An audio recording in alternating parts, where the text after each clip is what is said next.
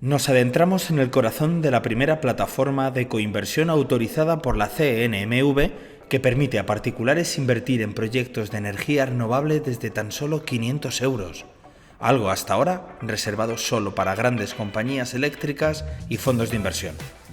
Un logro que tal día como hoy de hace 8 años parecía un sueño inalcanzable y que compartían dos hermanos, Adrián y Nacho, unos auténticos líderes que conocían el camino, lo recorrieron y nos lo mostraron para que entre todos podamos ser agentes del cambio del modelo energético europeo. En 2018 pasaron por el programa de emprendimiento de la Fundación Tatiana como una gran idea. Actualmente, 21 millones de inversión, decenas de proyectos y miles de inversores después, nos asombramos entrevistando a sus fundadores, quienes a través de su emprendimiento nos inspiran a soñar, a aprender e ir más allá. Con todos ustedes, Fandin. Saludos, ¿qué tal? ¿Cómo están? Bienvenidos a una entrevista a un bloque de la Fundación Tatiana. No se confundan, la que van a disfrutar a continuación no es una entrevista cualquiera, es una entrevista rara, que hacemos a dos personas raras que fundaron una empresa rara y a la que pertenecen una serie de empleados raros. Si cogemos el diccionario de la RAE y buscamos la palabra raro, encontramos que significa que es algo distinto, extraordinario, diferente de lo común. Y desde luego esta entrevista y sus protagonistas son diferentes de lo común. Y Fandin entra en ese prototipo, en ese estereotipo de raro. ¿Por qué? Porque ellos un día se propusieron hacer del sol, hacer del agua, hacer del viento, algo de lo que nos pudiéramos beneficiar todos. Democratizaron algo que estaba al acceso de solo unos pocos. Y lo hicieron en un momento en el que eran dos locos, con grandes ideas, pero con un proyecto muy pequeñito. Ha pasado el tiempo, nosotros les pudimos disfrutar en la Fundación Tatiana, en el programa de emprendimiento en el año 2018, y ese proyecto pequeñito y ese gran sueño ya se ha equiparado. El proyecto está a la altura, o quizás por encima todavía del sueño. Vamos a conocer, por lo tanto, a ese líder, a ese referente en nuestro país en coinversión en energías renovables. Y vamos a conocer su historia, su pasado, su presente, su futuro y sobre todo las personas que lo hacen realidad a través de los siguientes 30-40 minutos. ¿Quiénes van a ser los protagonistas? Pues las dos personas que me acompañan. Dos hermanos que iniciaron este sueño hace unos cuantos años y que hoy siguen soñando a lo grande, pero con unos motores mucho más potentes que los que tenían entonces. Bienvenidos a Fandin. Les presento a Adrián y a Nacho Bautista. ¿Cómo estáis? Bienvenidos, chicos. Un placer teneros. Mil gracias. Muchas gracias, Dani. Pregunta del millón. ¿Qué es Fandin? ¿Cómo la definiríais? ¿En qué consiste vuestro proyecto, vuestra empresa? Bueno, la vamos a definir de una manera mucho más fea que tú, porque la verdad es que la introducción nos has dicho, no, una entrevista orgánica, pero la introducción ha sido muy bonita y gracias. El peloteo es orgánico, la casa, la Fundación Tatiana. El peloteo es orgánico. Bueno, pues en Fandin básicamente a lo que nos dedicamos es a juntar pequeñas aportaciones de mucha gente para financiar proyectos de transición energética, nada más que eso. Lo que hacemos es pequeñas aportaciones que desde 500 euros puede hacer cualquiera a través de nuestra plataforma digital y con eso financiamos proyectos pues, que pueden ser de generación de energía limpia, fotovoltaica, eólica, estamos haciendo cosas de recarga de vehículo eléctrico, ese tipo de proyectos, infraestructura de transición energética. Ese es el qué de Fandin y el por qué de Fandin. ¿Por qué la existencia de vuestro proyecto y por qué tantas personas os están apoyando, Adrián? Bueno, pues porque al final veíamos que allá por 2018 ¿no? era un tipo de inversión, un tipo de activos al que era muy difícil acceder, ¿no? La idea fue originalmente de Nacho y nace un poco de empezar a invertir nuestros primeros ahorros con crowdfunding, ¿no? Y Nacho, trabajando en el sector de las renovables, viendo la rentabilidad de esos activos, ¿no? Sentir esa frustración de decir, Leñi, me gustaría participar en este tipo de cosas, me gustaría invertir en activos fotovoltaicos, eólicos, en generación renovable en última instancia, y no puedo, ¿no? Así que nos pusimos a mirar si esto tenía sentido. Vimos que en Europa era un mercado muy desarrollado, muy estable y diría que con mucho crecimiento, y que en España no había nada, ¿no? Entonces, pues despejar la X fue una cosa sencilla, ¿no? Así que nos lanzamos a ello. El que no hubiera nada nos daba la sensación de que tal vez alguien lo había evaluado ya y no había merecido la pena. ¿Nos daba miedo meteros en una selva por descubrir? No, no, pero porque... Estabais locos, ¿no? Sí, estábamos locos y seguimos igual, ¿no? O sea, al final yo lo digo siempre, ¿no? Yo soy un zumbao al que le dio por emprender con su hermano. Adri yo creo que dice cosas parecidas y al final el ponerte a montar algo de cero que no se ha hecho nunca o que si se ha hecho otros se la han pegado, que puede ser, ¿no? Porque al final también llegar con un proyecto al mercado también requiere de un momento y que ese momento sea el adecuado en el mercado. Pues sí, el hacerlo requiere de estar muy zumbao y de ser demasiado optimista, patológicamente optimista. Y por eso salen adelante proyectos como el nuestro, creo, ¿no?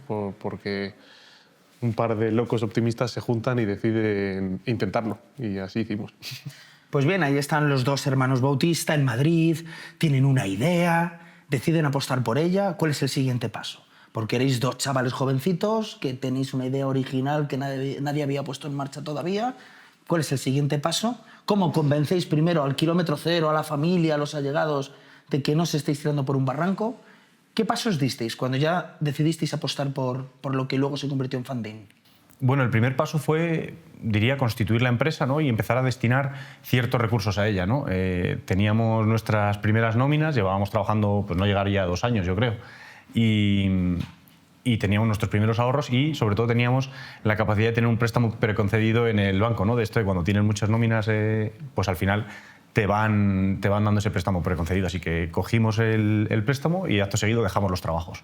Veníamos de estar trabajando todo el verano en un coworking en Madrid, porque aprovechábamos que teníamos esa jornada continua, que es muy habitual allí en Madrid, ¿no? Trabajábamos hasta las 3 y todas las tardes nos dedicábamos a desarrollar Funding. Y los fitness. Y los fitness. Y llegó, pero claro, llegó la vuelta al cole, ¿no? Llegó la vuelta a trabajar hasta las 7 de la tarde y eso era insostenible. No podíamos estar trabajando, estudiando los fitness, que estábamos en ese momento haciendo el máster de Ingeniería de Caminos e intentando sacar tiempo para Funding, ¿no? Así que dijimos, oye, es el momento de decidir si vamos con todo o seguimos en nuestros trabajos, ¿no?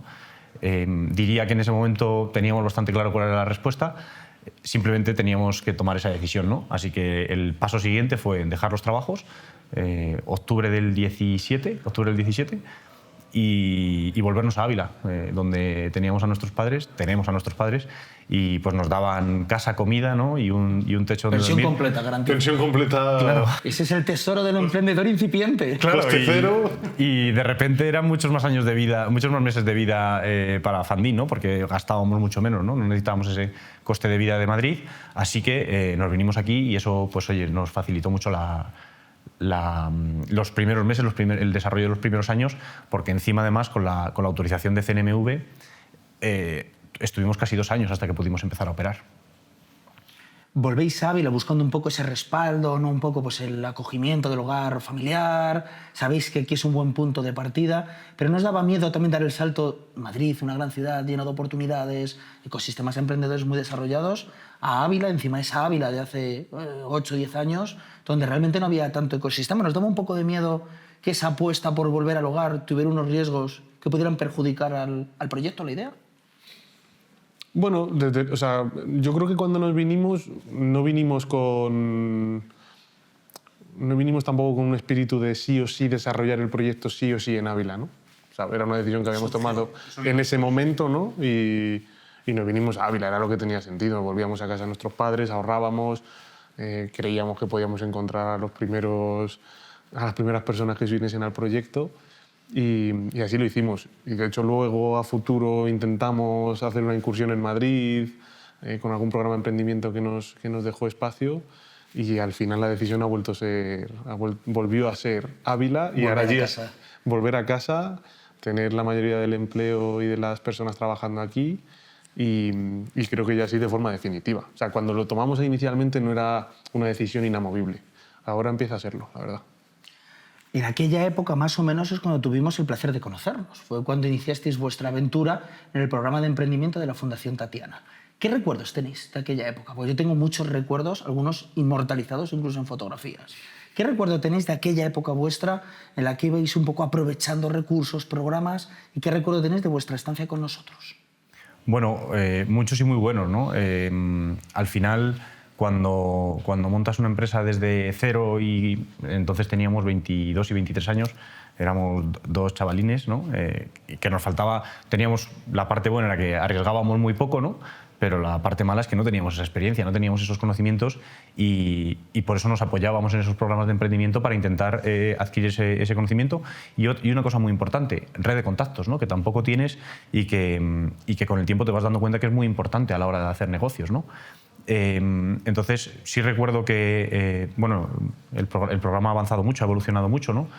Seguro que como nos ha pasado a nosotros para bien y para hacernos más mayores y más profesionales, pero ya entonces era un programa que nos involucraba un montón, nos hacía conocer, digamos, partes de la empresa necesarias, ¿no? Que cuando vas a emprender no te planteas, pues oye, ¿cómo es la llevanza de una empresa, ¿no? ¿Cómo realmente es el día a día, ¿no?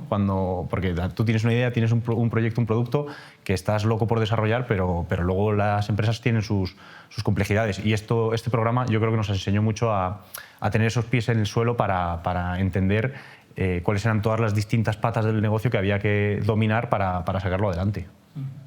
Yo creo, el recuerdo yo tengo muy mala memoria, pero juraría que estábamos en la fundación, en la sede de Ávila de la fundación, en alguna sesión formativa.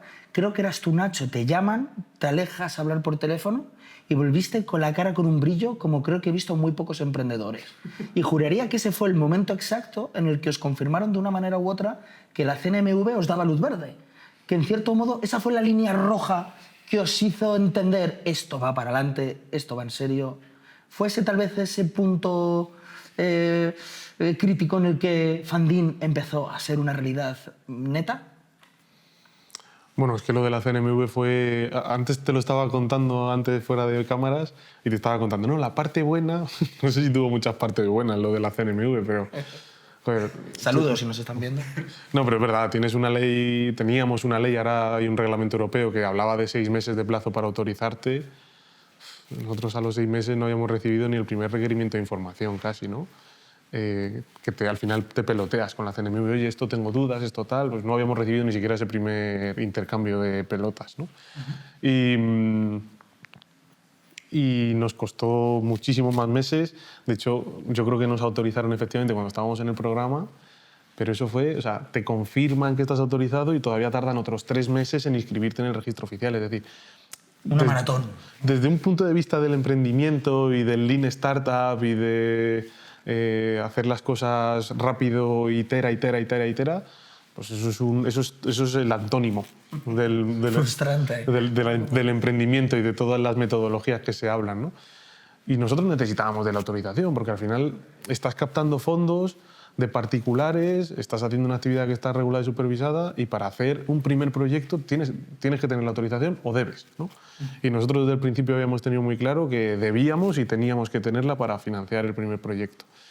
Entonces pues fue un verdadero camino de espinas que lo único para lo que nos sirvió y sacándole el punto positivo, y te estaba diciendo antes, la parte buena es que fuimos a un montón de programas, entre ellos el vuestro, y aprendimos un montón, conseguimos algún recurso también para la empresa y bueno, nos ayudó a toda esa inexperiencia que traíamos, liquidarla o combatirla un poco con curro, con trabajo, con pensar mejor el modelo de negocio, trabajarlo más, contarlo más y por eso cuando nos autorizó la CNMV a los 3 días estábamos publicando un proyecto y financiándolo porque lo teníamos trabajado de antes. ¿Cómo convencéis a los primeros mecenas, digamos, a las personas que confían en vosotros, ponen su granito de arena, ya sea sumándose al proyecto, poniendo dinero para que podáis arrancar? ¿De qué manera lográis llamar a las primeras puertas y que algo que todavía es un sueño, ellos lo entiendan como algo con éxito potencial? ¿De qué manera lográis convencer ese primer amor, ese amor a primera vista de los primeros inversores? Pues mira, yo hoy te diría que lo que nos vino mal de CNMV fue todo ese tiempo que estuvimos sin poder operar, pero en el fondo eso nos vino bien para, por un lado, haber hablado con muchos promotores, tener ya bastante presencia en el sector y haber sido capaces de analizar muchos proyectos, ¿no? Y tener muy bien definido cuál iba a ser esa primera oportunidad, que era un proyecto muy pequeñito, un autoconsumo fotovoltaico en Málaga para un campo de golf, que eran 40.000 euros de inversión. A día de hoy, o sea, hay inversores que los proyectos invierten más que eso, ¿no? Pues en una sola inversión se invierte más que eso. Y en paralelo también nos había permitido pues, desarrollar la plataforma y desarrollar una presencia, ¿no? Que nos diese a conocer a inversores, nos diese a conocer a esos primeros mecenas, ¿no? que querían confiar en nosotros, ¿no? Entonces, sí que es cierto que, claro, toda esa preparación al final se materializó en que el primer proyecto, que eran solo 42.000 euros, se financió en menos de 24 horas, ¿no? O sea, ahí sí que es verdad que tuvimos una gran primera historia de éxito, pero que ya nos puso un poco con el problema que se nos generó en los siguientes meses, ¿no? Que era que, claro, al final nosotros no tenemos un producto que vender constantemente, ¿no? No vendemos zapatillas y puedes vender las que sea hasta que te quedes sin stock, o las puedes vender y luego ya las harás, ¿no? Pero nosotros al final teníamos que ir buscando esos proyectos cada vez para ofrecérselo a nuestra base de usuarios, y lo que nos ocurría es que realmente teníamos muchos más usuarios que proyectos que ofrecerles, porque la estructuración era bastante compleja, ¿no? Estructurar un proyecto renovable hasta el momento en el que está, digamos, para ser financiado, para ser invertido por la gente, pues es muy complejo, llevaba mucho tiempo y nos duraba muy poco la plataforma, ¿no? Entonces eso nos generó ese primer gran problema que afortunadamente hemos ido pudiendo resolver. Porque para que la gente que nos esté viendo entienda bien cómo trabaja Funding, vamos a poner un caso, ¿no? Un caso de uso, ¿no? Vosotros primero identifiquéis una oportunidad en una oportunidad, ¿no? Me imagino, de energías a través de las cuales vosotros hacéis una inversión inicial. ¿Cómo cerréis el acuerdo para que luego la gente invierta? Es decir, ¿cuáles son los pasos para un producto funding? ¿Cómo nace? ¿Cómo la gente invierte? ¿Cómo funciona el tema de los beneficios? Contándonos un poco de forma breve cuáles serían esos pasos para que la gente lo pueda entender. O sea, inicialmente nosotros efectivamente íbamos a buscar esas oportunidades, a contarle funding al sector, ¿no?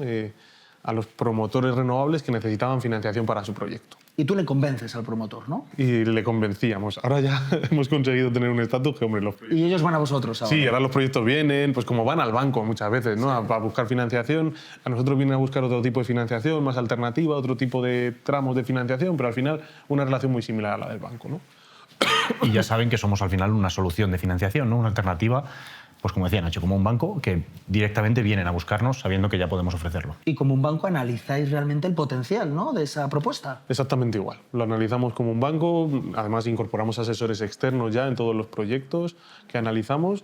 Se analiza el proyecto, se llega a término con el promotor. De todos los proyectos que han entrado por el funnel por arriba, solo ha salido el 3%. O sea, es un proceso bastante exhaustivo, ¿no? Exhaustivo, donde metemos incluso asesores externos y el proyecto ya está listo para ser financiado. Tiene toda la parte técnica, jurídica, financiera preparada para ser publicado en la plataforma. Publicamos en la plataforma el proyecto que tenemos ahora mismo, 1.080.000 euros, y la gente desde 500 euros decide si invierte o no. En ese, o se espera al siguiente, o ahora no tengo fondos, no invierto, o este me encanta, voy a poner 5.000, ¿no? No tenemos límite por arriba, más allá de unos... Intentamos que no haya un inversor que se quede el 80% de un proyecto, pero más allá de eso, puedes invertir desde 500 euros y tenemos gente que ha invertido 500.000. Y ese es un poco el ecosistema, a través de una relación totalmente digital, en una plataforma que es nuestro mayor activo, ¿no? En la plataforma tú decides en qué proyecto invertir y desde qué cantidad. Y una vez el proyecto empieza a producir beneficios, se van repartiendo también a través de la plataforma. Vas recibiendo en tu carterita virtual de Funding el dinero que has ganado con esa inversión y puedes decidir retirarlo totalmente gratis o invertirlo en una nueva oportunidad. Ahí decides tú también. Vamos a hacer un alto en el camino. Os quiero invitar, os quiero pedir, por favor, que accedáis a nuestro fotomatón, a las preguntas REAL, preguntas breves que se responden con una sola palabra para poder conocer mejor a esas dos mentes fundadoras de Funding, ¿vale? Os voy a lanzar la pregunta y os voy a pedir que respondáis cada uno de vosotros, ¿vale? Primera de ellas, si pudierais cambiar una cosa de vosotros mismos, ¿cuál sería? ¿Qué cambiarías de ti, Nacho?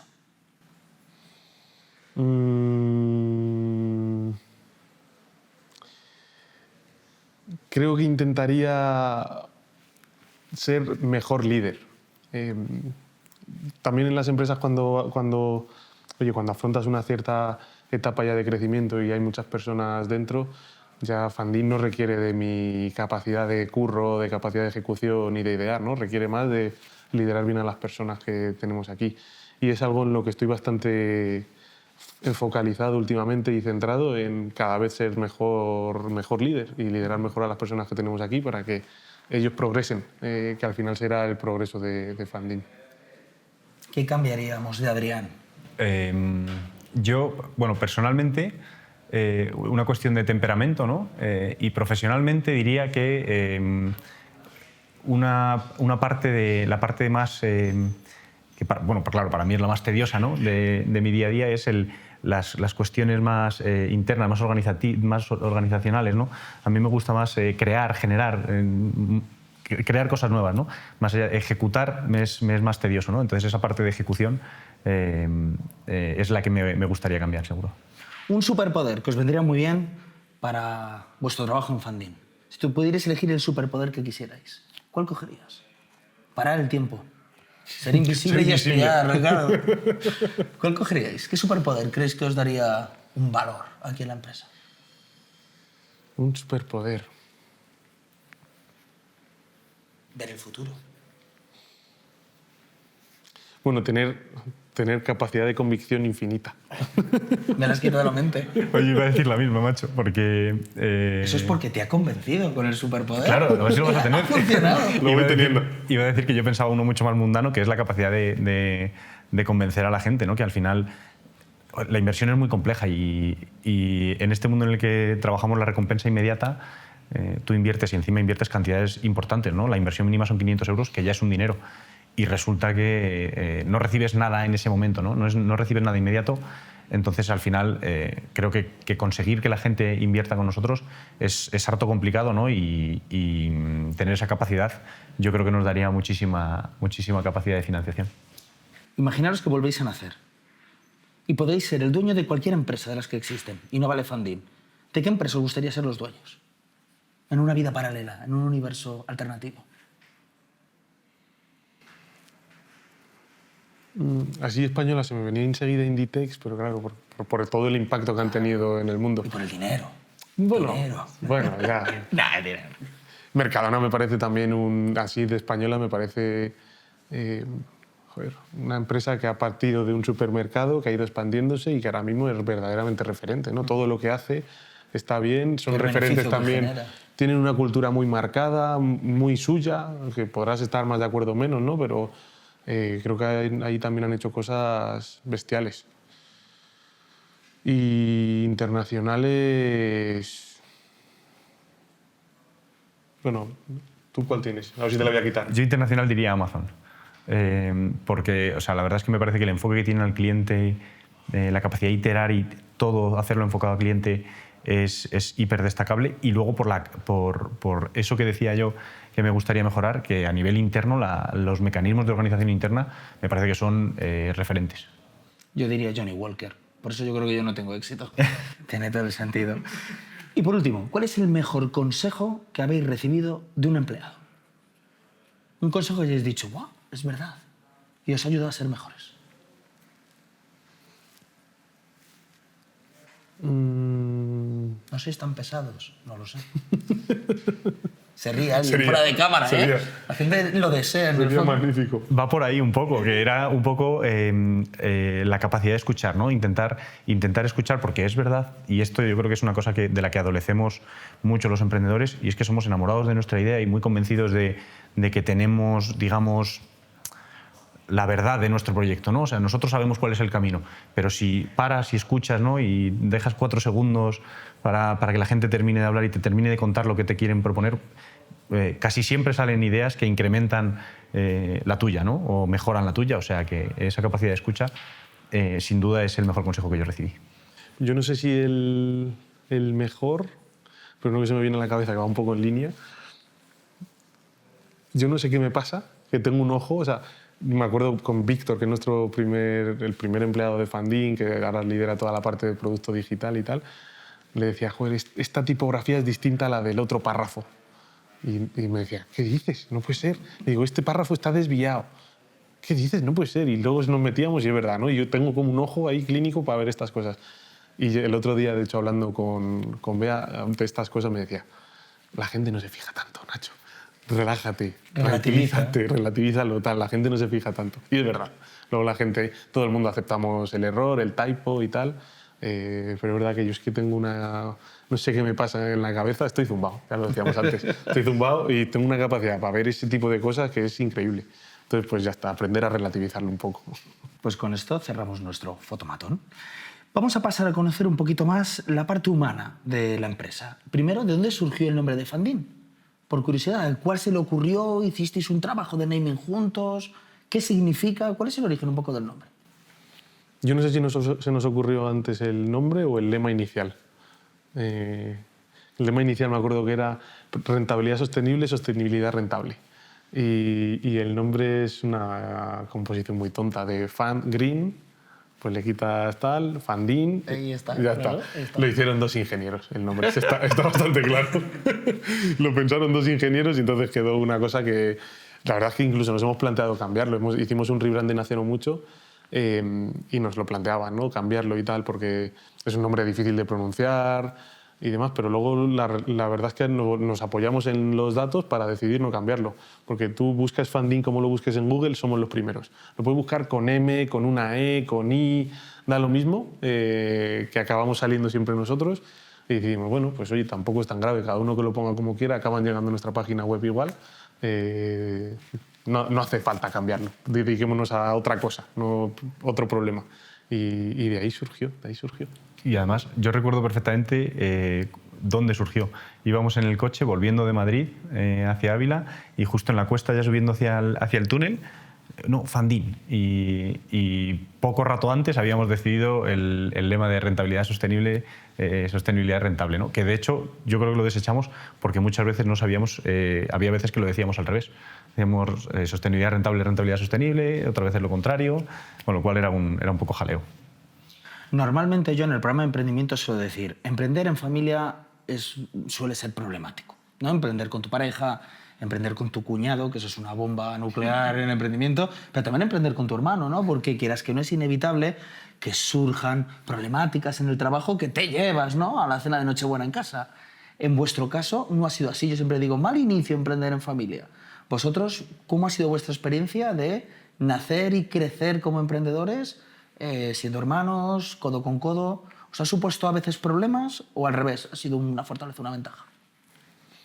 No, para nada. Para nosotros ha sido una fortaleza, ¿eh? Y es una pregunta que me han hecho bastantes veces y siempre digo lo mismo. Para mí tiene más pros que contras. Evidentemente tiene contras y los has enumerado, ¿no? O sea, es decir, muchas veces empiezas discutiendo por Fandin y acabas discutiendo porque el otro día en casa de mamá dijiste no esto. sé qué.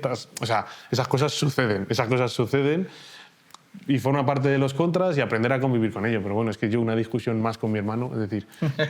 Ya nos resta, ¿no? una más, ¿no? O sea, ya llega un punto en el que no cuenta, ¿no? A nivel relativo es totalmente despreciable. Pero tiene muchos otros pros, ¿no? No tienes que generar ningún tipo de confianza para poder decirte las cosas, las puedes decir y algunas veces pues, serás más bruto, como nos pasa a todos, ¿no? Que te expresas mal, todas estas cosas que nos puede pasar a todos en una discusión, pero bueno, al final nos ha pasado tantas veces que ya nos conocemos, yo sé de su temperamento, él sabe de mis defectos, ¿sabes? O sea, y estas cosas las solventamos, ¿sabes? Entonces es mucho más fácil. Para mí tiene mucho más contras, o sea, tiene mucho más pros que contras, sin duda. Sobre todo, por añadir, bueno, supongo que esa parte que tú decías, Dani, de lo complicado tendrá que ver también con los grados de consanguinidad, ¿no? De con quién emprendas, y cuanto más te alejes seguramente más complicado sea, pero en concreto el emprender con tu hermano para mí tiene una cosa que es, creo que básica a la hora de emprender y que aquí viene de clavo, ¿no? Viene dada, que es que el objetivo vital sea el mismo, ¿no? O sea, es muy difícil, ocurre, ¿no? Pero al final si has recibido una educación igual, lo normal es que tengas un objetivo vital parecido, ¿no? Entonces, para nosotros nunca ha sido una discusión el qué queremos de Fandin, dónde nos vemos dentro de 5 años y dónde vemos Fandin y dónde nos vemos a nosotros como personas, como individuos, ¿no? En eso estamos alineados y, por tanto, en las cuestiones estratégicas de la empresa, de facto estás alineado, ¿no? Podremos estar en desacuerdo en el camino, pero el objetivo final siempre es el mismo, ¿no? Ahí estamos alineados y eso facilita mucho la convivencia con tu socio, ¿no?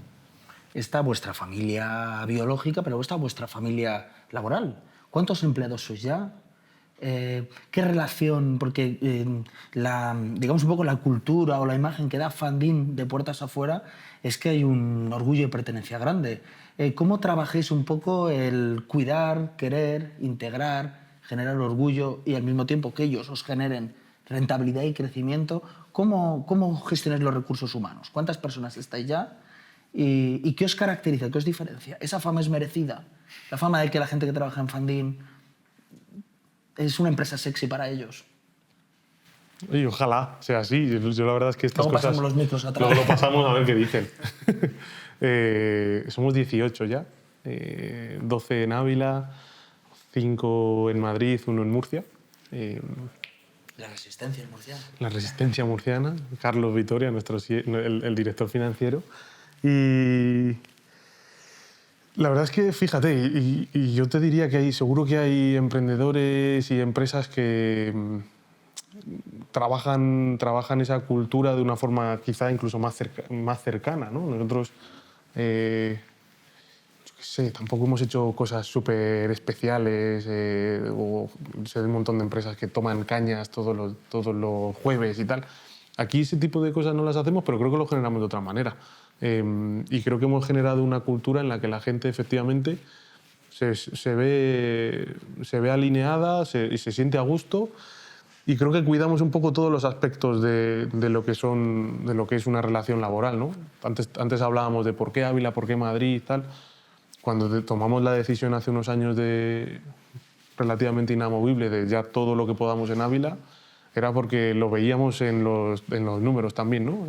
Pues la gente en Madrid rotaba mucho más que la gente en Ávila, y al final yo creo que era una cuestión también de que con los salarios que estábamos pagando, aquí en Ávila la gente puede desarrollar un proyecto de vida, puede ser más feliz y puede completar un poco su camino, ¿no? Que tu camino normalmente está marcado por lo de fuera del curro, no por lo del curro. Y siempre hemos tenido como ese foco en que la gente que está aquí sea feliz, se pueda desarrollar, pueda progresar a nivel vital, y creo que eso al final acaba repercutiendo en que estén contentos, en que estén felices, en que estén trabajando en una empresa en la que se preocupan por ellos y no solo por el número que son y por la rentabilidad que te producen.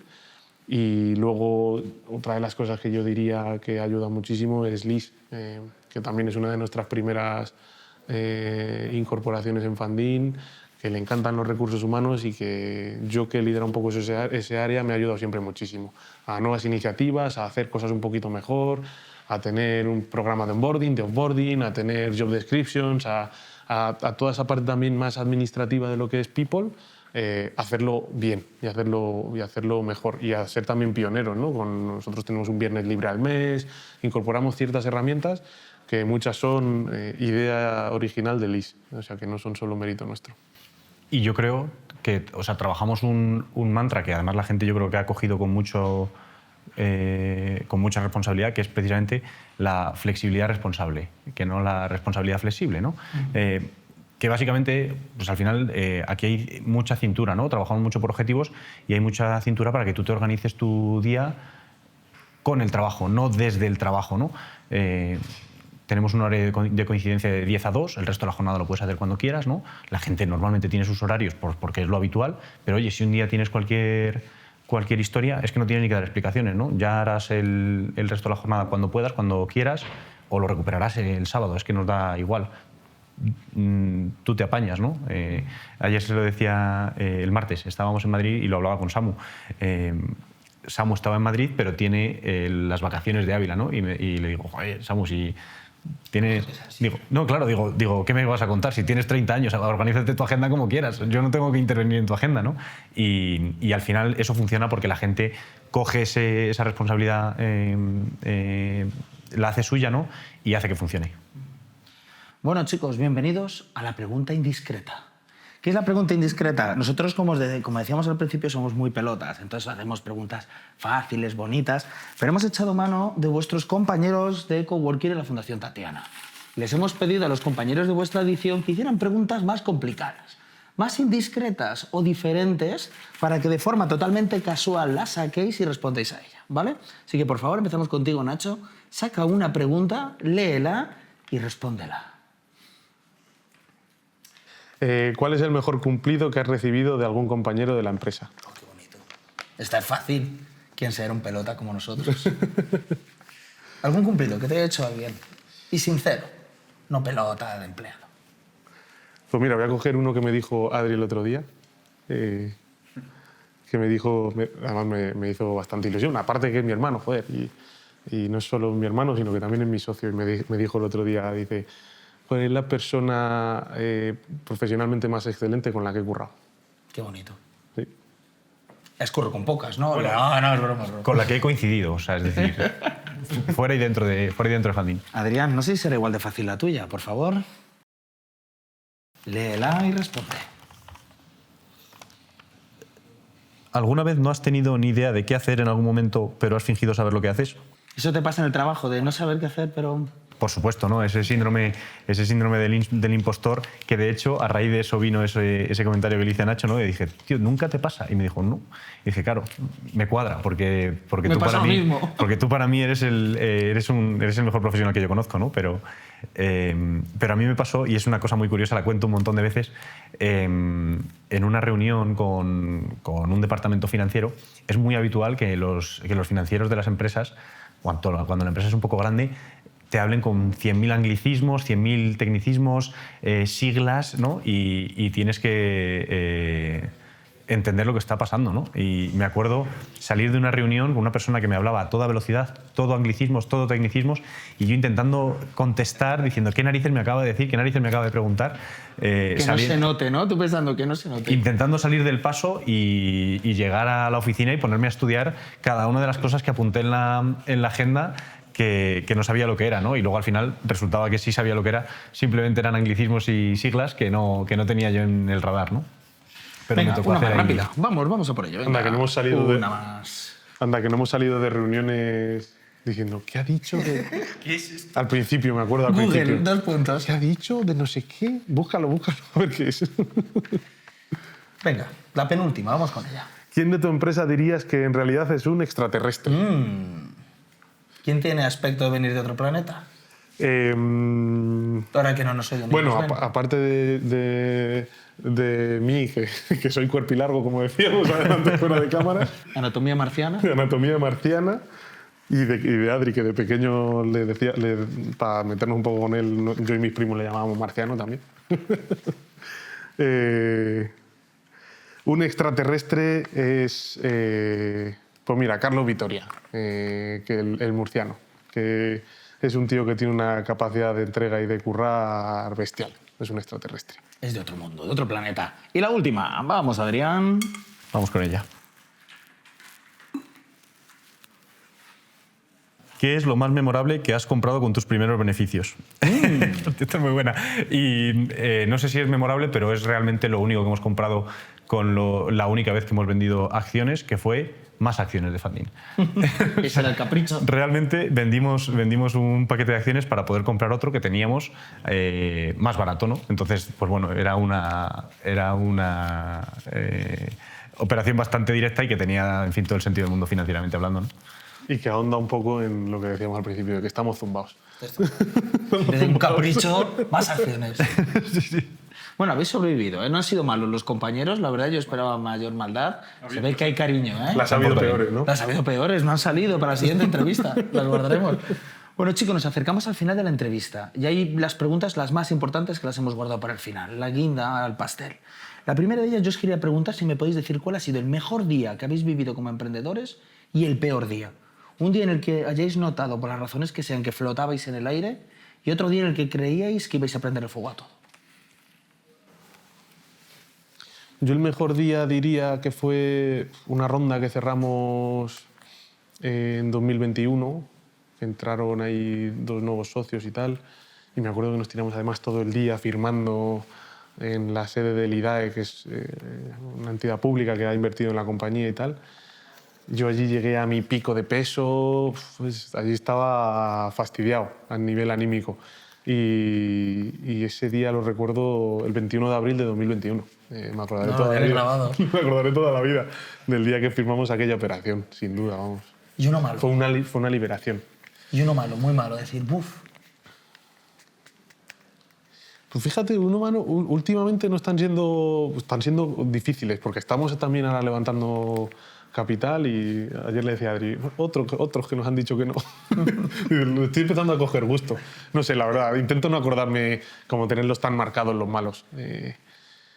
Creo que al final, porque si te recreas y te emponzoñas en esos días malos, joder, es que aquel día, es que tú acuérdate cuando nos pasó esto. Se te enquista. Sí, exacto, es que es totalmente absurdo. Es bastante mejor acordarte de los buenos, los malos son parte del proceso y ya está. Pero es verdad que últimamente, pues mira, ahora mismo últimamente estamos en una etapa, pues oye, con retos, pero al menos es verdad que la parte de negocio va estupendamente, macho, menos mal. ¿Compartes, Adrián, ese día top? No, para mí o sea, ese es uno de ellos, pero se me ocurren otros. Es verdad que cuando emprendes, ¿no? Siempre la gente dibuja la trayectoria de una empresa con ese hockey stick, ¿no? Con ese crecimiento exponencial, ¿no? Pero la realidad es que si haces zoom a esa curva, está llena de altos, y llena de dientes, y creo que cuando emprendes esos dientes son mucho más acentuados, ¿no? Los altos son muy altos y los bajos son muy bajos, ¿no? Entonces se te pueden venir un montón de ellos a la mente. El malo, por empezar con uno que realmente fue un momento de mucha tensión, ¿no? Fue precisamente cuando estábamos con la autorización de CNMV, que me acuerdo llamar, que sí, o sea, se me saltaban las lágrimas con la técnico de CNMV, porque en el momento que nos autorizaron una parte de la licencia, la parte de equity, nos dijeron, ahora empezamos con la parte de deuda. Y le dije, no, esto no puede ser, si no es así, renunciamos a la parte de deuda, si no tenemos todo ya. Y me dijo, eso no se puede hacer porque no se ha hecho nunca, ¿no? Y le dije, o nos lo hacéis o nos morimos, ¿no? Y recuerdo que fue un momento de mucha tensión. Luego, afortunadamente, pues conseguimos que por primera vez autorizasen solo una parte cuando habíamos solicitado las dos, ¿no? O sea que fue otro ejercicio de resiliencia. Y el bueno, recuerdo, además, fue muy operativo, pero recuerdo en diciembre del 23 2 proyectos de gran tamaño para entonces, ¿no? Para lo que era entonces, eran dos captaciones de casi 1 millón de euros cada una de ellas, y financiarlas muy rápido, financiarlas en pocos días y decir, jolín, esto ya tira, ¿no? Esto empieza a tirar solo sin nosotros, ¿no? Eran operaciones además que ya no había estructurado yo, había estructurado el equipo, que ya no lideraba Nacho, ¿no? O sea, empezar a ver que Funding rodaba sin nosotros, ¿no? Funding y de hecho ya es así, ¿no? Nos ha trascendido, ¿no? Y creo que seguro funcionaría sin nosotros, ¿no? Y ahí fue el momento en el que me di cuenta de que empezaba ese rodaje, ¿no? Ese momento en el que la bola de nieve empiezas a llanear, ¿no? A dejar de subir la cuesta y empiezas a llanear. Y para terminar en un minuto, ¿cuál es el futuro de Funding? ¿Qué objetivos perseguimos? Si miramos la bola de cristal, ¿qué vemos en ella? Bueno, este año financiar 25 millones de euros. Que no está mal. Que no está mal, llevamos 20, o sea que el objetivo nos llega está a cerca. 20. En nuestra historia. En nuestra historia llevamos 20. Y este año solo 25. Sí, bueno, hemos cerrado ahora una operación que además igual has visto en prensa, ¿no? Que salimos en las murallas. Somos abulenses y orgullosos. Es que esa es otra. ¿Cómo pasáis de ser vosotros dos los hermanos que ponen el sueño en marcha a las cifras, ¿no? De esa noticia? 11 millones de euros. Sí. Vamos, a mí se me temblarían las piernas.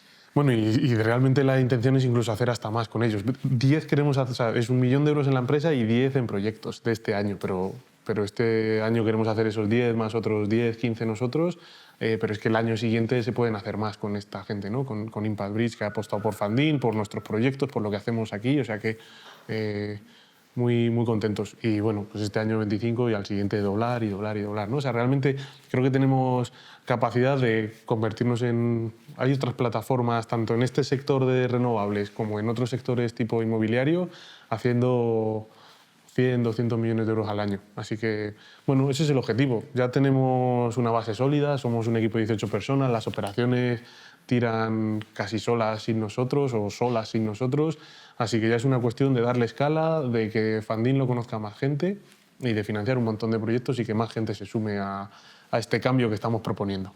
¿Algo que añadir?